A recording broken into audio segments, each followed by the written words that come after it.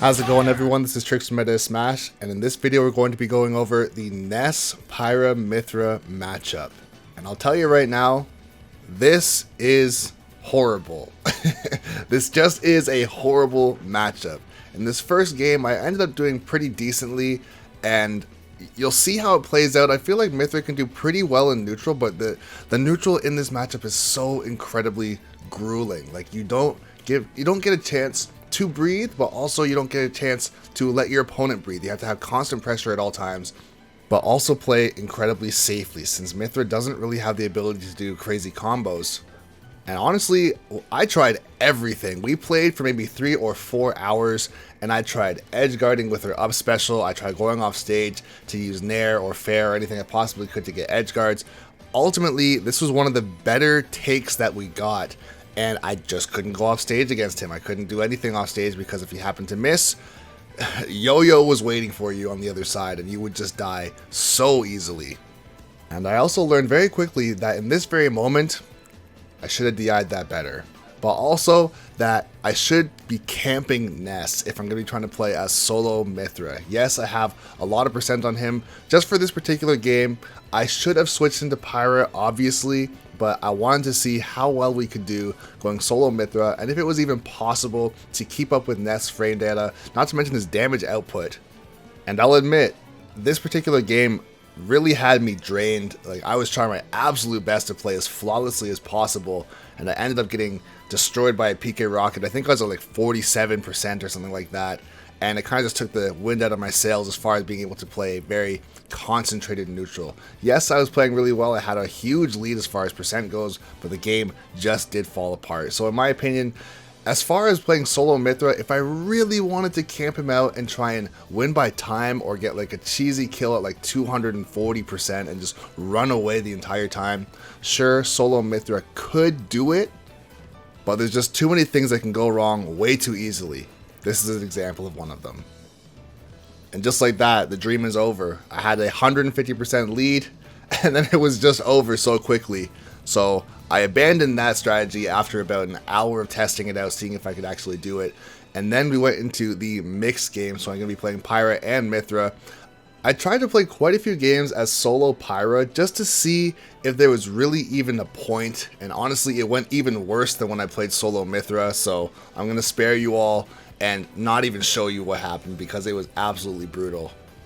But as far as my main strategy, it's going to be pretty traditional as it would be with any other character matchup, using Mythra to try and win neutral, try and get them off stage, use Pyra for ledge trapping and all that good stuff. But like I said before, once you're off stage against Ness, Pyra and Mythra's recovery is just so bad, because up smash at the ledge or down smash, depending which way he's facing, it just destroys you. He gets a chance to charge it. Mythra's recovery doesn't snap. If you don't get a chance to switch into Pyra because you're too far away or you're too low, whatever the case may be, even then you're still going to get absolutely clapped. So it's incredibly difficult. And the one thing that I found that was really difficult as well as Pyra is, although you have the range, she just doesn't have the speed to really impose your will. And since he has PK Fire, he can really outrange you. And Joe is a phenomenal Ness player. And honestly, I never thought I'd actually say that about a Ness player, but you're going to see in this game and even the next game, he knows his stuff. He is definitely not just mashing buttons. He has a ridiculous combo game, and you have to respect PK Fire even more than you already do, because you're gonna see what happens. But to say the least, playing as Pyra and trying to abuse her range was borderline useless.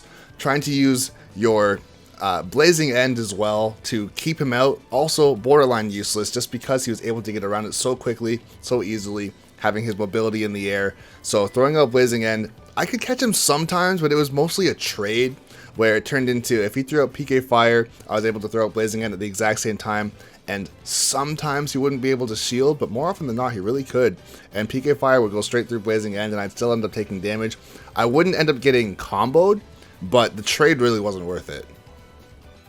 I also want to mention, just as this is rolling as well, I'm sure if you're really paying attention, you've noticed how clean Joe's platform movement is. It is impossible to get in on him just by him using the platforms. I tried running underneath with up tilts, up smashes, up airs, nairs, anything I possibly could using Mithra's speed or Pyra's range, and I'd hit him sometimes and the interaction was okay, but for the most part it wasn't enough, considering he was able to get these combos on me and make the deficit up so quickly, or get me off stage and immediately kill me, or just kill me outright off the middle of the stage from some sort of combo, or getting a throw or like an up air or something like that. So it just turned into chip damage. He really was spatially aware on the platforms, made it incredibly hard to get in, and a lot of the times situations like this would just happen.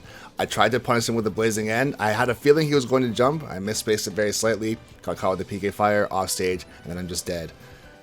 And honestly, as soon as you get behind against Ness, he really obviously has no reason to approach, and it just becomes a nightmare. You're not going to time him out at this point either, unless everything you do is absolutely perfect.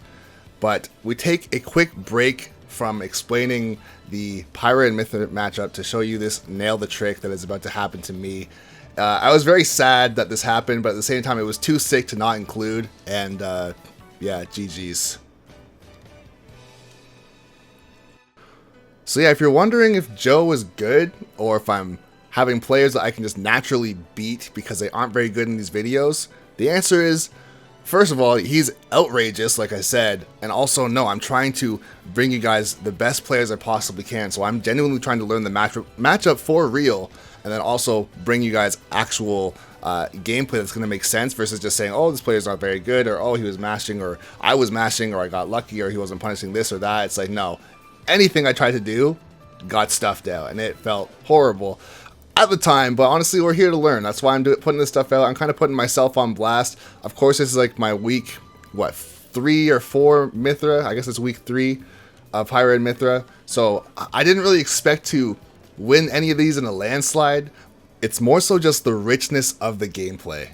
And now that we're into game number 3, you're starting to see this pattern, kind of how he's playing, and for me, I saw what he was doing. He was up on the platforms, reversing his PK fire, catching me at mid-stage, also at the edge of the stage.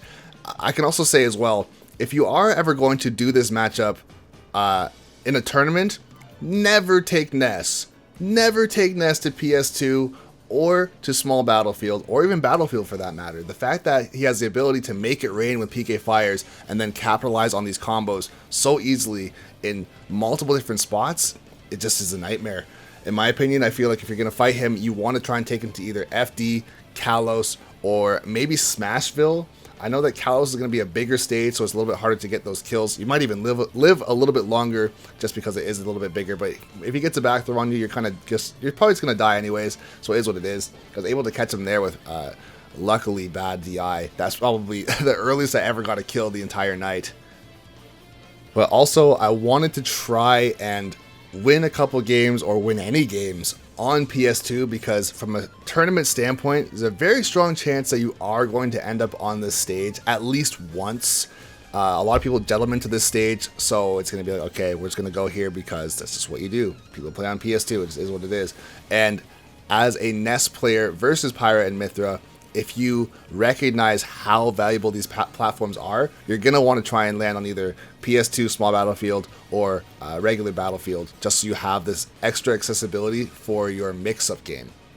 I'm definitely going to try and do a rematch with him as well, and try some other counterpick stages, try FD, Smashville. I feel like those two are going to be the best, just because he won't have the accessibility to use PK Fire in the middle of the stage so effectively on Smashville, and then also on FD, of course, there's no platform, so the ability to mix up his movement and also landing options and punish options are just not nearly as devastating. And honestly, I can't say that I lost the matchup specifically because of the platforms, but if I learned anything in the 3 or 4 hours that we played, this was it. Oh my god, these platforms.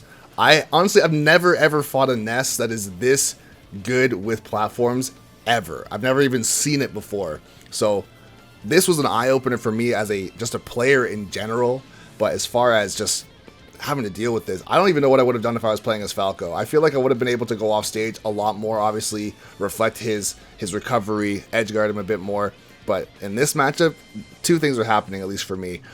I don't have enough experience with Pyra and Mythra just yet. This was super useful for me.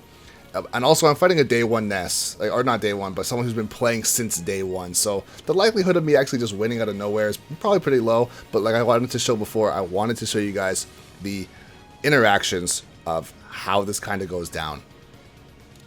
Another thing I really noticed as well is that even when I did get into high percent with Mythra and then I switched over to Pyra, if I didn't get him at the ledge or off stage as far as getting a kill or sometimes trapping him on a platform with Pyra, I really did have to switch back to Mythra to get him into a bad position again, even if he was already at kill percent. I couldn't just run in and get like a forward tilt or a back air or a jab or any sort of kill option with Pyra because he was just too slow. It was way too telegraphed, and if I got caught in a PK fire, I'm either taking 60 or I'm off stage or I'm dead. So I really did have to continuously go back to Mythra to try and get these kills, or at least get him back in position. You'll also notice that I spent a ton of time running up and shielding just because I did not want to get hit by PK fire. It was not worth it. Honestly, I would rather have gotten thrown. I'm not trying to get thrown on purpose, forward throw or back throw or anything, combo throw at a down throw. I don't really want that to happen, but based on what you saw earlier, oh my god. PK fire, people don't like it in Elite Smash because people spam PK fire, but Joe actually knows how to use it to combo outrageously. I think at one point earlier I got footstooled out of a combo or out of a PK fire. I also got the jab lock that happened to me in the last game, and this was pretty much the majority of how it went. If I messed up at all, I was getting taken for a ride.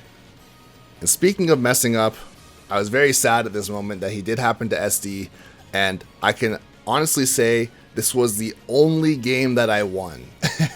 The only game that I won, and I wanted to include it because there were some good neutral exchanges, and I actually did have a pretty solid lead. I think I had about like 70% on my second stock, so I was winning pretty well. But that is going to be it for the video. In my opinion, I would say I don't have enough experience to really say who wins the matchup. I feel like Pyra and Mythra can win, but you have to play so lame. You have to run like crazy and camp and put on that chip damage and just annoy him until he makes some sort of mistake. But if he's playing super safe, it's just not going to happen. So for right now, I'm going to at least say that the matchup is even. Also, I wanted to add this part in just because that was pretty much how the whole night went. I couldn't do anything. Oh my god. But with that, that's going to be it for day number 21 of daily Pyra and Mythra guides all throughout the month of March. Hopefully you guys learned something. I'm definitely going to do a rematch and try and bring you guys some more actual wins against Joe's Ness, a actual seriously good Ness player, and put out the information so that if you guys happen to run into a monster like this in tournament, you at least have a glimpse of an idea of what you should be doing and what stages you should be going to. And once again, this is Trixx from Smash saying thanks for watching the video, and please be sure to subscribe to the channel for more videos just like this.